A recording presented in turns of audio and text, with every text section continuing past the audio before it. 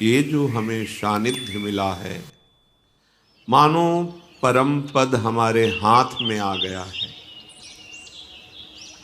हमारी दुख परंपरा का अंत होने का अवसर आ गया है। बस हम सावधान हो जाएं, कहीं हम ऐसी महामूल्यवान कृपा को साधारण भोगों में समय व्यतीत कर अपमानित न कर दें। बहुत बड़ी कृपा हुई। श्रीपाद प्रबोधानंद जी महाराज, जो उनके हृदय में दिव्य चिदानंद वृंदावन प्रकाशित हुआ, प्यारे जू की जो चरणों की अद्भुत प्रेम वृत्ति है, उसमें डूबकर जो अनुभव किया, वो एक कह रहे हैं, सखे न जनरंजनम कुरु कदीन्द्रियाणां सदा विधेहि बहुगंजनम प्रणय भंजनम सर्वतः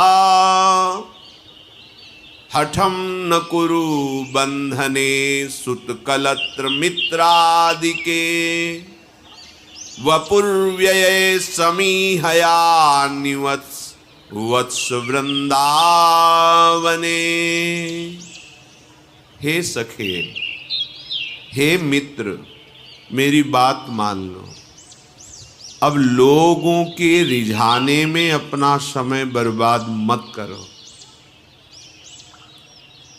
यदि हम भजन करेंगे तो लोग क्या कहेंगे, तो हमें लोगों के अनुसार चलना है। तिलक लगाएंगे, कंठी बांधेंगे, सद आचरण करेंगे, तो लोग क्या कहेंगे। ये जो बहुत ही हानिकारक वृत्ति उपासक के हृदय में रहती है, इसका त्याग कर देना चाहिए। ये बहुत हानिकारक वृत्ति है। सतमार्ग के भागवतिक चिन्हों को धारण करना और भगवत भजन में रुचि प्रकट करना, साधु संग करना, सतशास्त्रों का स्वाध्याय करना और उनके अनुसार अपनी दिनचर्या करना, ये तो बहुत वंदनीय, प्रशंसनीय, वांछनीय बात है। इसके लिए हमें लज्जा थोड़ी करनी है। ये बहुत बड़ी हानि की वृत्ति है कि लोग हमें क्या कहेंगे, ये छोड़ देना चाहिए। हे मित्र, कितनी करुणा करके बात कर रहे, कितनी ऊंचाई पर विराजमान महापुरुष जो ज्ञान की चरम सीमा और प्रेम की चरम सीमा को प्राप्त हैं, वो कह रहे, हे मित्र, कितनी करुणा करके बोल रहे हैं, सखे न जनरंजनम कुरु, लोगों के रिझाने के लिए तुम कुछ मत करो। ये प्रसन्न हो जाएं, ये प्रसन्न हो जाएं, ऐसा नहीं। सतमार्ग का त्याग करके, यहाँ आंतरिक भाव ये है, आप बार बार वृंदावन जाएंगे, आप भजन करेंगे, आपके परिवार के जन विरोध करें, आप तिलक लगाए, कंठी बांधे, आपके परिवार के जन, लोक व्यवहार के जन आपका उपहास करें, आपको इस बात पर ध्यान नहीं देना चाहिए, क्योंकि ये असत क्रिया नहीं। देखो, संसार बड़ा माया के प्रवाह में बहता हुआ जा रहा है, इसलिए मंद बुद्धि होती जा रही। जो निंदनीय कार्य हैं उनकी तो कोई निंदा नहीं करता। मदिरा पीना, परस्त्री गमन करना, या द्यूत कीड़ा जुआ खेलना, या चोरी करना, हिंसा करना, छल कपट करना, ये निंदनीय बात है। पर कभी आप नहीं देखेंगे कि ऐसे कोई चार लोग उसको नीचा दिखा रहे हैं कि तुमने ऐसे नीच कर्म किए, नहीं करना चाहिए। पर जब आप कंठी तिलक धारण करके, हाथ में माला लेकर कुछ समय ठाकुर सेवा, पाठ, स्वाध्याय आदि, तो आपका विरोध होने लगेगा, फिर आपका उपहास करने लगे। इसका मतलब समझिए, आप सतमार्ग के पथिक हैं। आपके साथ ऐसा होने पर आपकी भक्ति की उन्नति होगी, और यदि आप विचलित हो गए तो फिर उपासक ही किस बात के, आपकी निष्ठा क्या रही। तो हे सखे न जनरंजनम कुरु, ये सब प्रसन्न हो जाए तो हम माला छोड़ दें, कंठी तिलक छोड़ दें। वो कह रहे हैं कि ये पियो तो हमारे मित्र, ये खाओ तो हमारे परिवार के, ऐसा चलो नहीं भाई। अपने जीवन का कर्म अपने आप को भोगना होता है। इसलिए आपकी रुचि, आप जैसा भगवान प्रेरित करें चलो, हमें जैसा भगवान संत जन गुरुजन शास्त्र प्रेरित करता है हम वैसे चलें। किसी की निंदा नहीं करनी, पर कोई निंदा करे तो सहनी है, उसका विरोध नहीं करना है। हमें कोई भी ऐसे असत आचरण नहीं करने कि सामने वाला प्रसन्न हो जाए। असत आचरण। सखे न जनरंजनम कुरु। आगे कह रहे हैं कदिंद्रियाणाम सदा विदेहेयी। ये जो दुष्ट इंद्रियां हैं इनका भी दुलार बंद करो। ये खवा दो, ये दिखा दो, ये सुंघा दो, ये भुगा दो, बार बार प्रेरित करती रहती हैं। अगर हम इनको नहीं देते तो हमें जलाती हैं। जैसे हम लोगों के अनुसार न चले तो निंदा करते हैं, तो ये कितना जलाएंगी। एक सीमा है, इतना व्यथित नहीं कर देंगी कि हमें मृत्यु प्रदान करें, और मृत्यु आनी ही है, फिर हमें क्या भय। इन इंद्रियों के दुलार में हम भगवत विरोधी आचरण करें, ये बिल्कुल ठीक नहीं है। इसलिए तुम सदैव ऐसा यत्न करो कि इंद्रियां जो असद आचरण में, गंदी बातों में लग रही हैं, उनको हटाओ। प्रयत्न करो, ये तुम्हारे अंदर सामर्थ्य है, प्रयास करो। तुम्हारी इंद्रियां शास्त्र विरुद्ध आचरण, गुरु आज्ञा संत आज्ञा के विरुद्ध आचरण ना करें। बहुगंजनम प्रणय भंजनम सर्वतः। ताड़ना दो इंद्रियों को, ये ऐसे नहीं मानती। देखना इंद्रियों के न घोड़े भगे, रात दिन इनमें संयम के कोड़े लगे। सबसे बड़ी मार है भजन। भजन से सब ठीक हो जाते हैं। इंद्रियां, मन, बुद्धि, चित्त, अहंकार, स्थूल देह, स्वभाव, कारण देह, सब पावन हो जाता है। जबरदस्ती नाम जप करो, पवित्र आहार, भगवत भक्तों का संग, किसी की मत सुनो। ये संसार है, सब अपनी अपनी मति के अनुसार बोलता रहता है। तस्मात् शास्त्रम प्रमाणम ते कार्याकार्यो व्यवस्थितम्। आपको क्या करना चाहिए, क्या नहीं करना चाहिए, ये शास्त्र प्रमाणित है। संत जनों की वाणी, गुरुजनों की वाणी, ये शास्त्र प्रमाणित है, उसके अनुसार चलो। इनको दंड दो, इंद्रियों को, इनका यही दंड है, इनके विपरीत चलना। ये कहती है ये खवा दो, ऐसा चलाओ, ऐसा दिखाओ, ऐसा भोगाओ, चलो वहाँ घूम आते हैं, ऐसे वैसे, इनके विपरीत। अगर शास्त्र सम्मत है, भजन विरोधी नहीं, तो हम इनका आदर करके इनकी बात मान लेते हैं। यदि वो भजन विरोधी बात है, फिर हम इनकी एक बात नहीं मानेंगे। ऐसा आप में सामर्थ्य है, प्रभु ने आपको ऐसी सामर्थ्य दी है मनुष्य शरीर में। इसलिए ये इंद्रियां जो तुम्हें शक्तिहीन अनुभव करा रही हैं, इन इंद्रियों के प्रति ताड़ना का विधान करो, प्रीति का विधान नहीं। दुलार मत करो। प्रणय भंजनम सर्वता।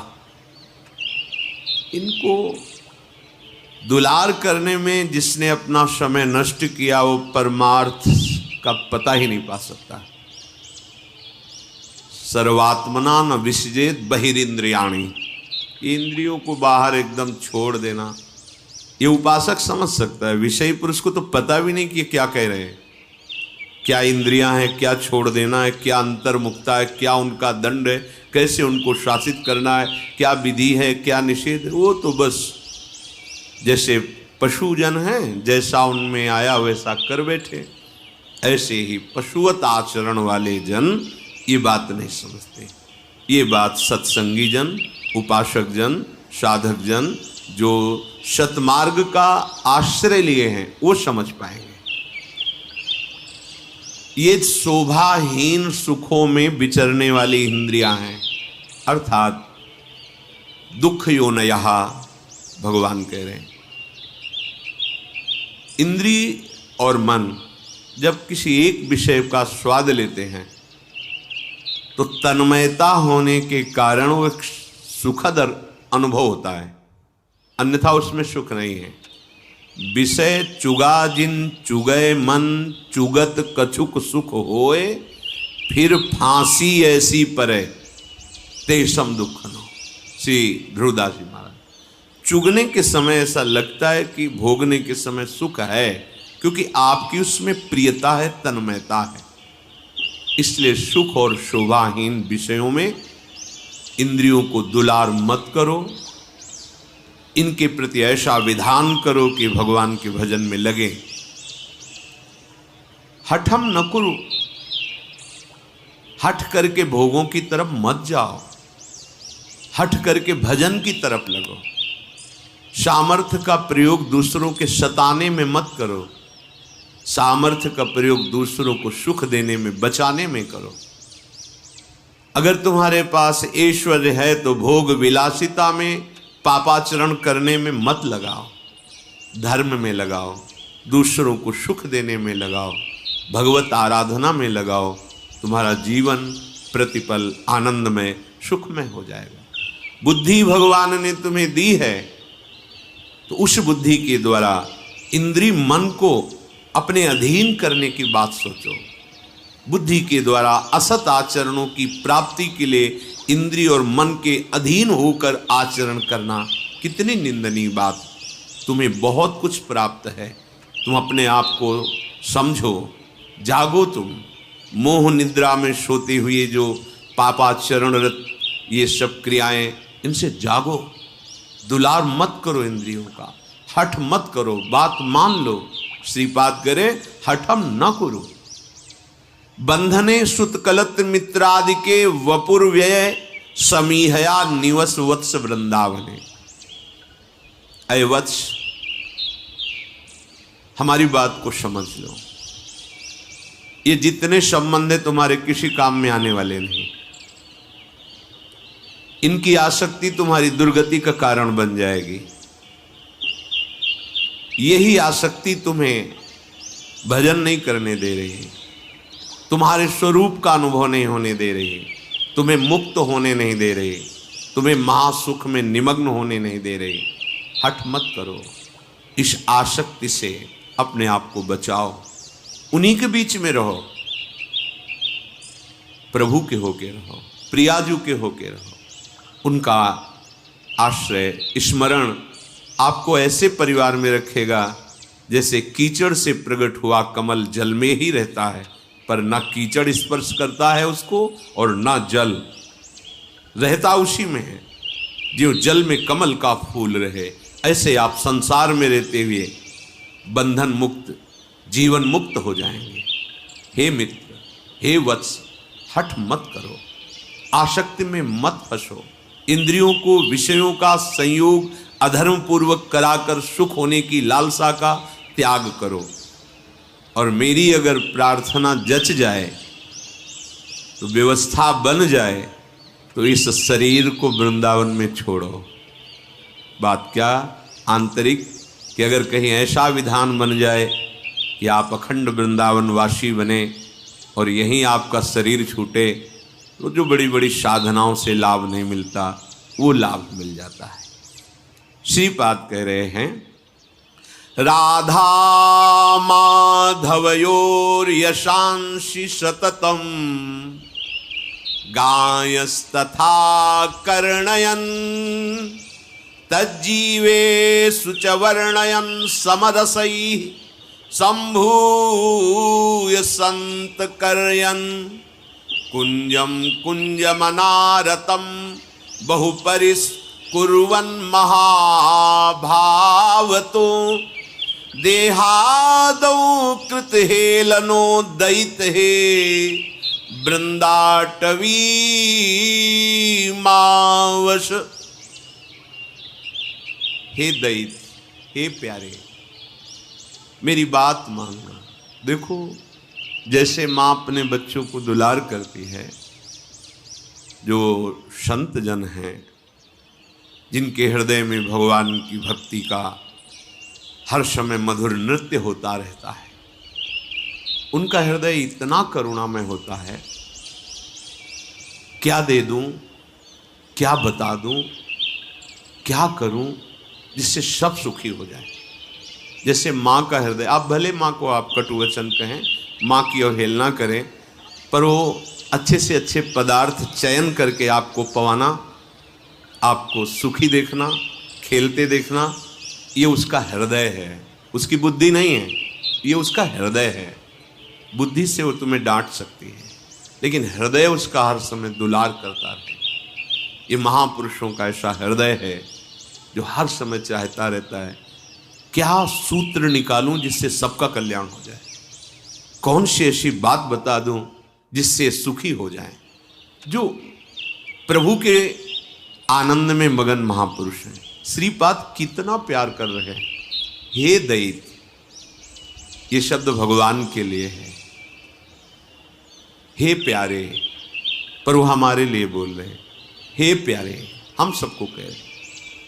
देखो एक बात मेरी मान लो, यश का निरंतर गान करो तो सिर्फ राधा माधव के, हरि यश गान करो, प्रियाजू का यश गान करो। किसी भी भगवान के जो लीला चरित्र, अवतार चरित्र हैं, ये सब पावन करने वाले हैं, इनका ही यश गान करो।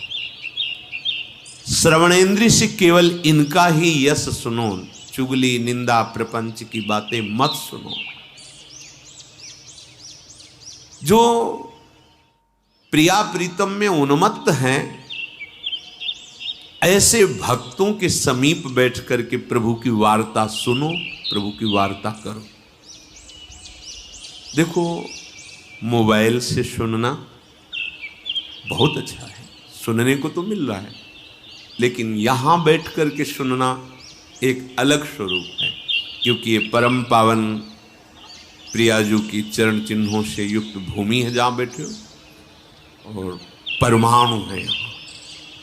इन परमाणुओं के साथ भक्तों के संग में जब आप सुनते हैं तो एक विशेषता होती है। अब सौभाग्य प्रतिदिन ऐसा नहीं है तो हम सत्संग का लाभ लें, उससे वंचित क्यों रहें? सुने, यंत्र के द्वारा सुने, पर विशेष बात श्रीपाद कह रहे हैं कि कहीं ऐसा सौभाग्य हो कि प्रभु के भक्ति में, प्रेम में जो आनंदित हैं भक्तजन, उनके निकट बैठकर, उनकी सभा में बैठकर सुनने को मिले। साधु समागम, भगवान आज बहुत प्रसन्न हुए, मुझे साधु समागम दिया। साधु समागम, बैठकर सुनना, इसका कुछ विशेष लाभ है। अगर ऐसा ना होता है तो कैलाशपति भगवान शंकर हंस रूप धारण करके कागभूषुंड जी की सभा में क्यों बैठते हैं? शिव रूप में आते तो कागभूषुंड जी साष्टांग प्रणाम करके ऊपर बैठालते। जगत गुरु महावैष्णवाचार्य भगवान शिव के आगे कौन बोल सकता है? लेकिन है कुछ स्वाद सुनने में, तो अपने को हंस रूप में आकर सभा के बीच में से बैठ जाते। परम ज्ञानी श्री हनुमान जी महाराज जहाँ भगवान का चरित्र होता है, गुप्त रूप में कोई न कोई वेश रख कर आते सुनते। भगवत प्रेमी महात्मा सभा में, ये बहुत बड़े सौभाग्य का विषय है। जो प्रभु के आनंद में मगन रहते हैं, ऐसे भक्तों के निकट बैठ करके भगवत चर्चा करना और भगवत चर्चा सुनना। ऐ मेरे मित्र, समरस रसिकों का संग प्रेम प्रकट कर देता है। समरस इष्ट मिले और मन मिले, मिले भजन रस रीति। अब जो मन में आया सो बोल रहे हैं, जहां मन में आया, जहां की बात जैसे वैसे। इष्ट मिले, मन मिले, मिले भजन रस रीति, तहां निसंक होए मिलिए, तासों कीजे प्रीति। ऐसे भक्तों के संग से जब हम बैठ करके भगवत चर्चा करते हैं, भगवत यश सुनते हैं, तो हमारे हृदय में भगवत भक्ति की प्राप्ति की प्रबल आकांक्षा या भगवत भक्ति का वर्धन निश्चित हो जाता है। दो प्रकार का सत्संग होता है। एक होता है बहुत संशयात्मा वृत्ति वाला उपासक जब साधु संग करता है तो उसे बहुत काल सत्संग करना होता है। जब बहुकाल करी सत्संगा तबई होए सब संशय भंगा। और एक होता है विश्वासी भक्त, सीधा सरल स्वभाव, जो बोला स्वीकार कर लिया, उसके लिए ज्यादा समय नहीं लगता है। वो तो तात स्वर्ग अपवर्ग सुख धरी तुलाए कंग, तूल न ताय सकल मिल जो सुख लव सत्संग। एक बात पकड़ ली, अध्यात्म की ऊंचाई पर चढ़ गया। अपने इष्टाकार, अपने आराध्य देव की सेवारत और शास्त्र सम्मत वार्ता सत्संग की ये वृत्ति देख करके ही हमें विशेष लाभ प्राप्त हो सकता है। वार्ता इष्ट संबंधी, इष्ट सबका एक ही है, परम तत्व नाम रूप लीला अनंत है। शास्त्र सम्मत बात, मनगढ़ंत नहीं। तस्मात् शास्त्रम प्रमाणम। एक भी पंक्ति अगर कोई कहे कि मेरा अनुभव, तो भगवान व्यास देव जी का ऐलान है। जितने महर्षि हो गए हैं, जितने हैं और जितने होंगे, जो अनुभव होगा वो सब हमने लिख दिया है। भगवान व्यास देव, तुम्हारा कोई अनुभव शास्त्र से अलग नहीं होगा। शास्त्र से अलग है तो वामपंथ माना जाएगा। वामपंथ शास्त्र के प्रतिकूल आचरण। कोई भी सिद्धि, कोई भी सिद्धावस्था, कोई भी जो भूमिका है, चाहे ज्ञान की या भक्ति की या योग की, भगवान व्यास देव जी भगवान श्री कृष्णचंद्र जी के अवतार हैं। उन्होंने कहा जो जितने भी ऋषि हुए हैं होंगे, जो भी उनको अनुभव हुआ है वो सब शास्त्र में लिखा हुआ है। ऐसा कुछ नहीं कि जो अनुभव आगे किसी को अलौकिक होगा, हुआ नहीं। तो जैसे वेद और पुराणों में जो अनुभव नहीं लिखा, तो श्री जी की सहचरियां प्रकट होकर वो अनुभव वही तो है, प्रभु ही तो है। विविध रूप आचार्यों का धारण करके ये मार्ग है, ये अनुभव है, ये स्थितियां हैं। आपकी कोई अलग स्थिति नहीं होगी। अलग है तो फिर आप अलग हैं। तस्मात् शास्त्रम प्रमाणम ते। तो हमें सत्संग करना है तो ये हमें देखना होगा इष्टाकार वृत्ति। जहां से सत्संग हमें मिल रहा है वो भगवत चरणारविंदाश्रित जो शब्द निकल रहे हैं, शास्त्र प्रमाणित जो अनुभव हो रहा है, वो पूर्व के महापुरुषों द्वारा अनुभूत, कोई अलग अनुभव नहीं होगा। अगर ये तीनों मिल रहे हैं तो इसे समरस कहते हैं। अगर नहीं मिल रहे हैं तो उसे विषम कहते हैं। और विषमता संसार में होती है, समता प्रभु में होती है। जीत विषम संसार। आपको परमानंद का अनुभव करा देगा सत्संग। हे प्यारे, मेरी बात मान लो, तुम वृंदावन में बुहारी सेवा जरूर करो। बुहारी कहते हैं सोहनी, सोहनी जिसे लौकिक भाषा में झाड़ू लगाना कहते हैं। ये वृंदावन की बहुत बड़ी सेवा है। बहुत जल्दी अभिमान नष्ट हो जाता है किसी भी कुंज में। ये संपूर्ण वृंदावन दिव्य है, पर वो अपनी प्राकृतिक दृष्टि है इसलिए नहीं देख पा रहे। कहीं भी सोहनी लेके 10 हाथ लगा दीजिए, परिक्रमा में, किसी गली में, कहीं भी जहाँ आपको लगता है। ये बहुत बड़ी सेवा है। स्वयं हरिवंश महाप्रभु श्री लाडली जी से कहते हैं कि मुझे अपने कुंज भवन की मार्जनी बना लीजिए या मार्जनी लगाने, सोहनी लगाने वाली बना दीजिए या सोहनी ही बना दीजिए, मार्जनी श्याम। श्रीपाद कह रहे देखो बहुत बड़ी बात है। अगर आपको अहंकार नष्ट करना है तो बहुत बढ़िया सेवा है। कहीं भी ये संपूर्ण वृंदावन महारानी जी का है। कहीं भी जहाँ कुछ ऐसा दिखाई दे रहा है उसे झाड़ करके साफ कर दिया।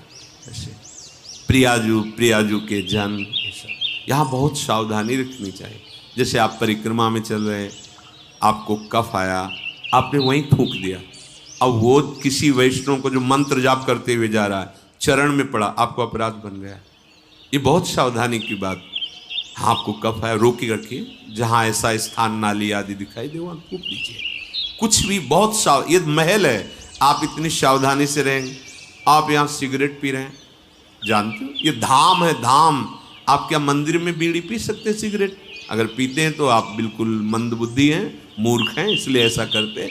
तो एक मंदिर क्या, करोड़ों मंदिर, भला महल की समानता जहां प्रगट, ये लीला भूमि है।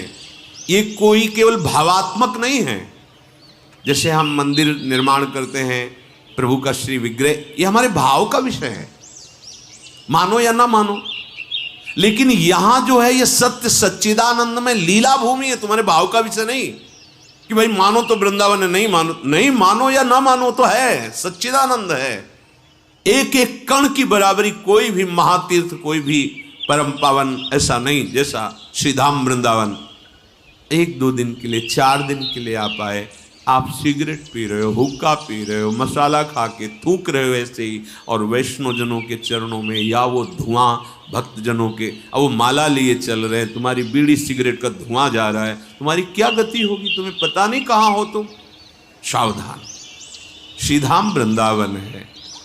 देखो, माया मायापति की ही है, वो डरती नहीं है, ध्यान रखना, क्योंकि उन्हीं की है। तुम सोचो कि तुमसे माया डर जाएगी, तो तुम उनके अंश हो तो वो किसकी है? दोनों बातें भगवान, ममैवांशो, तो मम माया दुरत्यया, मम ममैव, दोनों है। तुम समझो कि तुमने तिलक लगा लिया, कंठी बांध ली, तो अब माया तुमसे डर जाएगी? नहीं, जिनके तुम हो उन्हीं की वो है। होश में चलोगे तो आगे बढ़ा देगी, और थोड़ा भी उनसे विमुख भाव रखोगे तो फिसला के गिरा देगी। वो डरने वाली नहीं, उन्हीं की है जिनके तुम हो। सावधान, ये धाम है। जैसे जैसे यश विस्तार आगमन, वैसे वैसे माया अपने प्रश्न रखती जा रही है। अब पता चला आप धाम आए हो, और परिणाम बहुत गलत होगा। आप यहाँ आके मदिरा पान करें, आप आकर के यहाँ संसारिकता का बहुत हानि का विषय है। ये परम पावन धाम है। 1 दिन के लिए आओ, 2 दिन के लिए आओ, आजीवन रहो, जैसा श्री जी आपका विधान करें, पर इस भाव से आओ कि मैं जा का रहा हूं धाम। जैसे आप देखो, हम नहा धो के जा रहे हैं, अभी बात मत करो, छुओ मत, थोड़ा मंदिर जा रहे हैं, जल चढ़ा के आ रहे हैं। आप ऐसा करते हैं? जब गांव में आप जल चढ़ाने भी जाएंगे तो अभी थोड़ा 5 मिनट समय दो, अभी तो हम नहा के आए हैं, जा रहे हैं, जल चढ़ा के आते हैं, फिर आप ऐसा। आप धाम आ रहे हैं, धाम। कैसे तुम्हें इसकी महिमा, जबान की सामर्थ्य नहीं है, ऐसी महिमा है धाम की। सेवक जी महाराज कह रहे हैं, हों लघुमति नहीं लहो प्रमाणा, जानत श्री हरिवंश सुजाना। ये महाप्रभु कह रहे हैं, यथामति प्रणवऊं।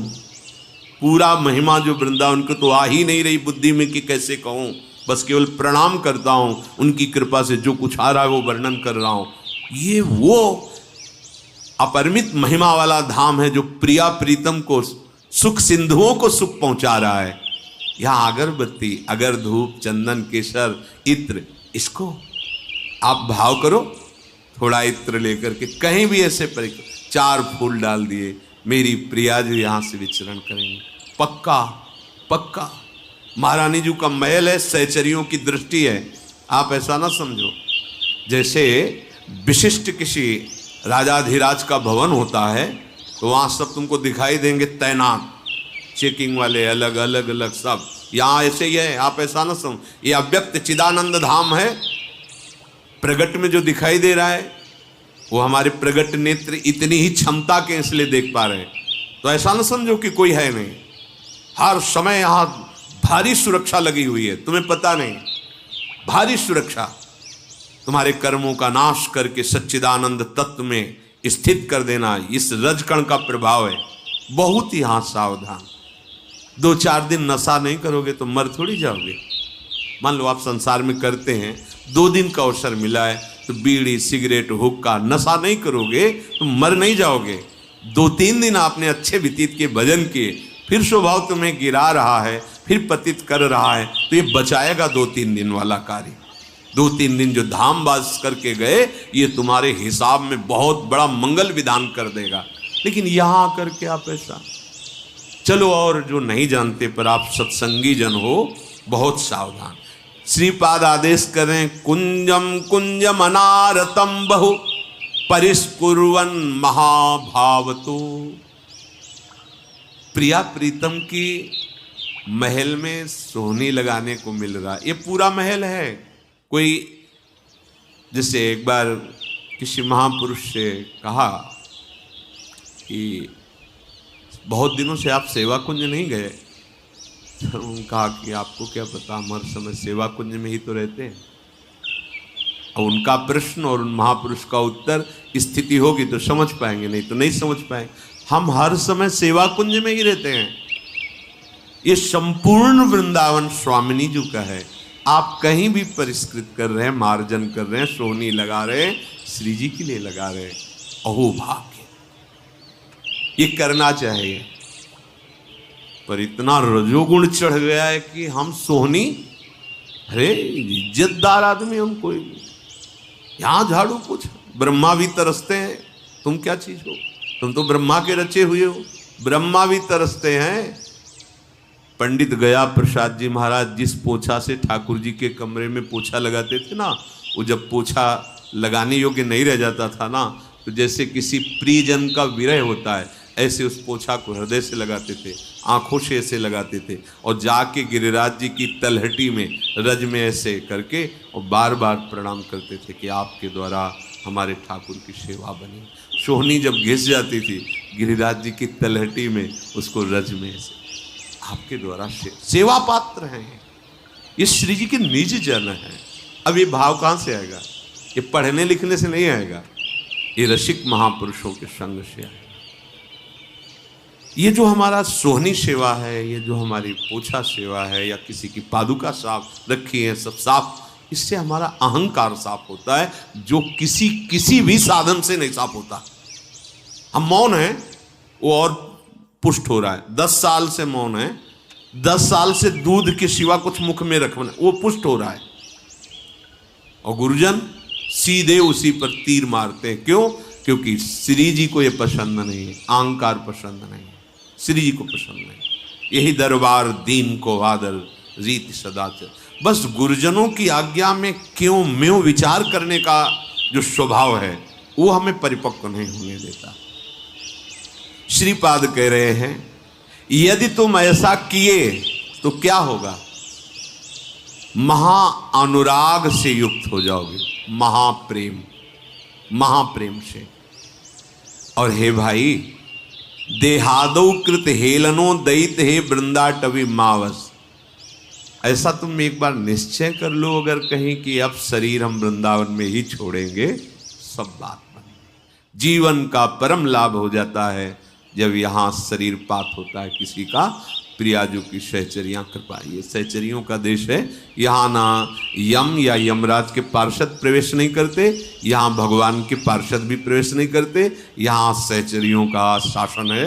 वृंदा देवी यहाँ की मुख्य प्रधान सेवा संपादन के लिए हैं।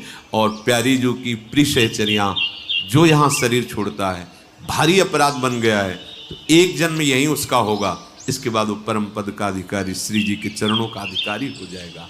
इसलिए हे प्यारे, हर समय राधा माधव का जस गाओ, जस सुनो, और धाम जब आओ तो बड़ी सावधानी से यहाँ लाभ लेकर के जाओ। प्यारे जो विराजमान है, ऐसी भावना से आओ।